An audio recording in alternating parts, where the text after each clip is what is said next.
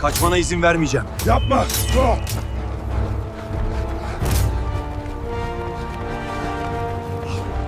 Game of Thrones King Road oyunumuzdan hepinize merhaba dostlar. Bugünkü videomuzda sizlerle beraber yeni yayınlanan geliştirme notuna bakacağız abi. Hikaye gelecek mi? Hikaye nerede geçecek? Nasıl olacak? Onlarla ilgili bilgi vereceğim dostlar. Siz videoyu beğenirken ben de hemen olayımıza geçeyim. Şimdi abi geliştirici notunu açtığımızda mevcut geliştirme ilerlemesi diye bir başlangıç yapmışlar. Ara sahne ve grafik geliştirmeleri. Özellikle oyunun ilk başındaki sekanslar var ya, işte amcamızın öldüğü, oradaki kaçışma sekansları, özellikle o kısımları görsel olarak oyunun genel temasına uygun olarak karanlık bir tema kullanmışlar. Bayağı bir de iyileştirme yapmışlar. Bunun dışında oyunun genel ara sahnelerinde iyileştirme yapmışlar. Özellikle yan görevlerdeki ara sahnelerde ses çıkmıyordu abi. Umarım onları da düzeltmişlerdir. Bu şekilde bir geliştirme yapmışlar. Bu geliştirme özellikle oyuna yeni başlayanlar için iyi olacaktır abi. Bu kısımlar biz geçeli çok oldu çünkü. Gelişmiş savaş etkisi ve sürükleyicilik diyor. Düşmanı alt ederken yeni bir görsel efekt ekleyecek ve bu da savaşın yoğunluğunu ve tahminini daha da artıracak diyor. Tatminini. Şimdi aşağı yukarı ben 3 ay falan önce yine bir geliştirme oturumuyla alakalı video çekmiştim. Orada şöyle bir bilgi paylaşmışlardı. İşte savaş mekaniğinde köklü bir değişikliğe gidiyoruz. Artık işte düşmanı keserken parçalanma efektleri vereceğiz, kan efektleri vereceğiz. İşte vuruş hissiyatı yüksek olacak. Yani savaşmak bir zevk haline gelecek gibisinden. Öyle bir şeyler paylaşmışlardı. Aradan 3 ay geçti, hala o gelmedi abi. Yine böyle bir şey yapmışlar. Bu tarz bu oyunun geliştirme notlarını okurken oldukça ucu açık konuşuyorlar ve yazdıkları ile yaptıkları bazen birbirlerini tutmuyor abi. Burada böyle bir şey paylaşmışlar. Büyük ihtimalle yine olmayacak veya alakasız bir şey yapacaklar gibime geliyor. Bu özellik orijinal eserin etkileyici atmosferini yakalamayı amaçlayarak oyuncuların her darbenin belirleyici etkisini ve silahların kendine özgü özelliğini daha net bir şekilde deneyimlemesini sağlar diyor. İnşallah, hadi bakalım abi. Arada kayda bakıyorum. Az önce bir kayıt yapmışım. Olmamış. Silah değiştirme sistemi diyor. Yine 3 ay önce çift silah geçilecek diye bir not paylaşmışlardı. Burada da yine onu anlatıyor zaten. Şimdi her sınıfın 2 silah olacak abi. Silahlarla alakalı bilgi vermediler hala. Savaş esnasında Werwin Smith'te olduğu gibi silahlarımızı değiştirerek savaşa devam edeceğiz. İşte her silah farklı oynanış stili olacak. Ona göre becerileri olacak gibisinden öyle bir şey paylaşmışlardı. O hala gelmedi. Burada zaten geliştiriyoruz diye bir şeyler yazmışlar. Şövalye ile alakalı kısa bir video paylaşmışlar. İzleyelim abi. Burada önce şey yapıyor. Normal bildiğimiz şövalyenin bu tek uzun kılıcıyla savaşıyor. Sonrasında birden iki elinde 2 uzun kılıçla saldırıyor. Saldırı hızı biraz daha hızlı olsa da muhtemelen hasarı tek kılıç kadar olmayacaktır. Tek kılıcın hasarı büyük kılıç kadar olmayacaktır. Ama saldırı hızı iyi olduğu için bence daha iyi olmuş bu. Assassin'ler olacak veya paralı askerler olacak bilmiyorum abi. Onu paylaşmamışlar. Yine çok oyunculu içerik. Yeni bir oyun deneyimini sunmak amacıyla Harrenhal temalı yeni bir çok oyunculu PvE içeriği geliştiriyoruz diyor. Şimdi Harrenhal dediğine göre yeni hikaye gelecek. Çünkü yeni hikaye orada geçeceği için. Yeni hikaye geldikten sonra bu etkinlik gelecektir büyük ihtimalle. Burada takım tabanlı savaşlar neye karşı neye yer alacak ve dolaylı müdahale mekaniği takımların savaş sırasında birbirlerini etkilemelerine olanak tanıyarak takım çalışmasını ve stratejik seçimleri salt ivmeden daha önemli hale getirecek diyor. Şimdi bu direkt PvP değil, PvE olarak yapacaklarmış abi. Takım olarak yapmaları bence güzel abi. Çünkü PvP isteyenlerin tatmin etmeyecek olsa da yine de bence takıma karşı takım olacağı için ya birbirimizle savaşmayacağız. Bir etkinlikte takıma karşı takım savaşacağız. Orada yine bir kızışma, bir heyecan olacaktır. Yani bence güzel bir özellik, yetenek, etkinlik olmuş bu. 4. bölüm diyor. Casterly Kalesi tarafında yine hikayeye başlayacağız abi. Biz Harrenhal Kalesi'nde tutsak olarak başlayacağız oyuna. Haksız yere bir suçlanma yüzünden. İşte böylece Lannister hanedanının yönetimi altındaki Casterly Kalesi'nde hapsedilmeyle başlıyor. Casterly Kalesi 4. bölümde yeni çatışmaların ortaya çıkacağı ve zor kararların verileceği ilk önemli mekan olacak diyor. Burada bu güzel abi. Tyrion Lannister'ı göreceğiz. Çünkü ben geliştirici çizimlerini görmüştüm bir videoda. Tyrion'u falan çiziyorlardı. Büyük ihtimalle Tywin Lannister'ı göreceğiz. Hikaye şurada başlayacak. Göstereyim hemen. Şimdi en son hikaye şurada bitmişti. Fırtına bunu aynen şurada Edgar Storm'u kestik. Akbaba tüneli diyor ya. Orada bitmişti. Şimdi yeni hikaye ise şöyle çıkalım abi. Harrenhal burası. Casterly Kalesi de burası. Yani şu bölgeyi kapsayacak bir harita açılacak. Biz Casterly Kalesi'ndeki bir yerde tutsak olarak başlayacakmışız. Muhtemelen Tyrion Lannister iyi adam olarak karşımıza çıkacak ve de bizim haklı olduğumuzu savunacak. Bizi kurtarmak için elinden geleni yapacak veya bize görevler verecek. Ben şeyi çok isterim. Final boss olarak Dağ var ya.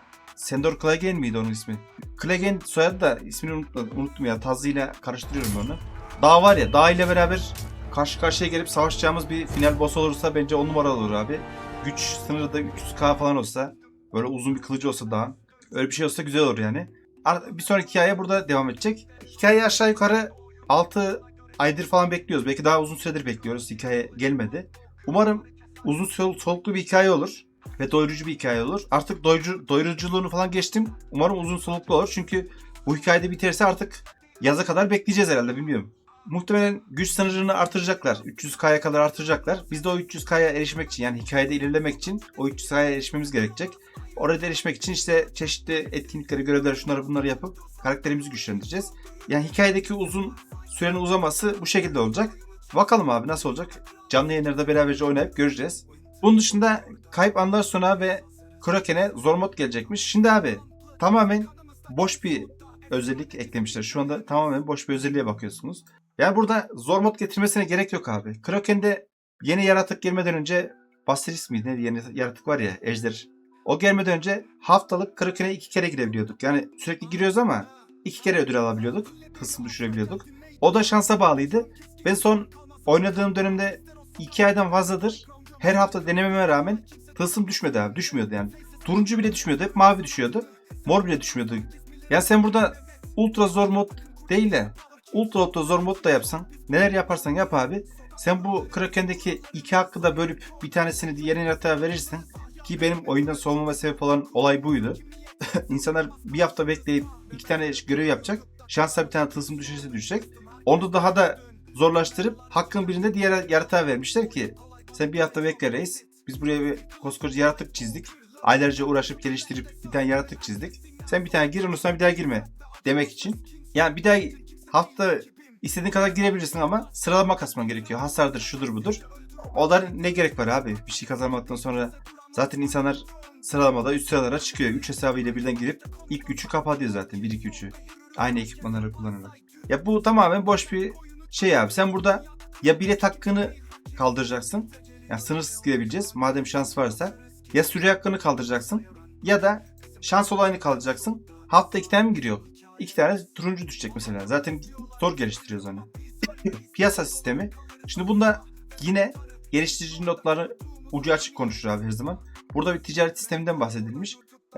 Oyuncular arasında da ticaret olacakmış ama bunu şu şekilde algılamayın. Yani oyuncular arasında mesela benim tier 7 çift bıçağım var abi. Güzel bonusları var işte. Saldırı gücüdür, şudur budur. Bıçaklarım var. Onu pazara koyup diğer oyunculara satamayacağım. Bence öyle bir şey olmayacak. Çünkü o olay çok farklı bir yere evrilir. İşte oyun içi gerçek parayla item satışlarına döner. Hilelere döner. Hesap çalma işlerine döner. Bir sürü şeye döner. Yani o olay çok başka bir yere gider. Bence burada üretim malzemeleri ve de dahil olmak üzere çeşitli kaynakları serbestçe alıp satabileceğiz ibaresi kullanmışlar. Üretim malzemeleri dedi işte otlardır. İksir üretmek için, ne bileyim item üretmek için demirdir, gümüştür. O tarz şeyleri koyacağız. Büyük ihtimalle de bakır parayla takas olacak. İşte ben atıyorum, onu sistem belirleyecek acaba, onu tam bilmiyorum. Pazar yeri açık olacak. Ben işte atıyorum 100 tane demir koyacağım. 50k bakır paraya. Onun için işte ihtiyacı olan adam oradan çekip alacak. Bence o şekilde olacak, bilmiyorum. Onu yaptıklarında göreceğiz. Ama bence dediğim gibi item satışı bence olmayacak burada. Dünya zorluk seviyesi genişletmesi çift şövalye diyor. Şimdi burada şöyle bir şey var abi. Şu anki en yüksek zorluk seviyesi dünya seviyesinde gezgin şövalye 2. Bunu 3 yapacaklarmış. Bunda neden yapacaklarmış? Tier 7 ekipmanların malzemesi var ya, sarı deri. Onu biraz daha şansını artırmak için, yani düşme şansını artırmak için. Şimdi ben de diyorum ki şu anda mesela dünya seviyesi 2'deyim ya ben. Gezgin dünya seviyesi 2. Yani en yüksek seviyedeyim şu anda. Artık tier 7 düşürmek için uğraşıyorum. Gücüm tier 7'ye ulaşmış. Ama mesela bir zindan dönüyorum, bir şey yapıyorum, bir boss kesiyorum. Allah mihrabına girdiğimde ödül olarak bana beyaz veya yeşil ekipman veriyor abi. Tier 7 ama beyaz veya yeşil. Yani oyun zaten en üst seviyesine çıkmış bir oyuncu beyaz veya yeşil ne yapacak abi? Hatta mavi ne yapacak? Mor bile ender düşmesi lazımken hala beyaz veya yeşil düşüyor. Sen bence beyaz yeşili, bu seviye için konuşuyorum, beyaz yeşili mavi kaldır abi. Diğerlerinin düşme şansını biraz daha artır. Sen niye güç seviyesini artırıyorsun ki mesela? Şans olayı aynıysa ben en zor modda da oynasam, ultra zor modda da oynasam düşmeyecek yani. Düşmeyince düşmüyor. Çünkü o şans kapalı. Şans olayı kapalı olduğu için düşmüyor. Bence onu o şekilde düzeltmeleri lazım dostlar. Geliştirici notları bu kadardı. Muhtemelen 13 gün sonra sezon etkinliği bitecek. 13 gün sonra yeni hikaye gelecektir. Yani 2 hafta falan sonra yeni hikaye gelecektir. Bakıp göreceğiz abi. Çift silah bence gelmeyecektir. Yeni etkinlik dediği takım olarak etkinlik var ya. O da büyük ihtimal gelmeyecektir. Siz hikayede ilerlerken bir ara güncellemede onu getireceklerdir. Çünkü daha haritayı yeni tanıyacağız. İşte haritada bir yerlere ilerleyeceğiz ki o etkinliğin yapıldığı yerlere var gibisinden. Bence o da o şekilde olacak dostlar. Oyunu seviyoruz. Ben aşağı yukarı 600 saat falan oynamışım. Dün Steam'de baktım. Yani oyunu en başından şu ana kadarki oynadığım her dakikadan zevk alarak oynadım. Ama insanlar oyundan soğudu. Bunun iki sebebi var. Birinci sebebi abi ya bu co-op RPG olayı son birkaç yılda ortaya çıktı. Yani yaygınlaştı diyeyim. Ama biz bu tarz oyunlara girdiğimizde, çok oyunculu oyunlara girdiğimizde bizim kafamızda çok oyunculu deyince aklımızda şu var abi. Açık dünya MMORPG var. Biz hep bu kafayla bu tarz oyuna girdiğimiz için bu oyundan bir beklentimiz olmaya başladı. İşte PvP yok. İşte açık dünyada arkadaşlarımızla beraber oynayamıyoruz. Ya hep bir MMO'nun eksikliğini gördük. O yüzden insanlar hep bir beklenti içindeydi. Oyunda her güncellemede bu beklentiyi yapmadı abi. Çünkü oyun diyor ki abi ben co-op RPG'yim reis diyor. Benim işte solo oynayacaksın. Bazı yerlerde etkinliklerde arkadaşlarınızla beraber co-op bir şekilde oynayabilirsiniz diyor. Ya bunu şu şekilde düşünün. 1.4 dizel bir araba olduğunu düşünün. Küçük bir araba olduğunu düşünün. Bu arabayla biz F1 yarışına girip kazanmak istiyoruz mesela ama arabanın kapasitesi belli, motor kapasitesi belli. Bu oyunda aynı bu şekilde. Benim yapım şeklim bu reis diyor. Zaten dikkat ettiyseniz uzun süredir oynayanlara dikkat etmiştir. Uzun süredir insanların o çok oyunculu beklentilerini hiçbir şekilde karşılamıyorlar abi. PvP'dir veya açık dünyada çok oyunculudur. Çünkü oyunun genel sistemi, mekaniği buna müsaade etmiyor büyük ihtimalle. Ama ellerinden geldiği kadar işte co-op olayına yavaş yavaş dönmeye başladılar. Ama oyuncu kalmadı. Mesela oyuna biz şu anda başlasaydık çok güzel keyif alarak oynardık diye düşünüyorum ben. Ya bizim başladığımızda birçok özellik yoktu yani o zaman başladığımızda. Dostlar Game of Thrones'la alakalı geliştirici notlar bu şekildeydi. Ben de elimden geldiği kadar sizlere aktarmaya çalıştım.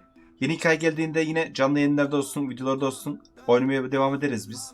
Bunun dışında eğer ki yeni gelen özelliklerle alakalı rehber videolarını yapmamı isterseniz ben rehber videolar yapmaya da devam ederim. Şu renk olayıdır, yeni ekipmandaki enchant olaylarıdır, şunlardır bunlardır. Yeni gelen özelliklerle alakalı ve gelecek özelliklerle alakalı. İzlediğiniz için çok teşekkür ederim. Bir sonraki bölümde görüşmek üzere. Kendinize iyi bakın. Hoşça kalın.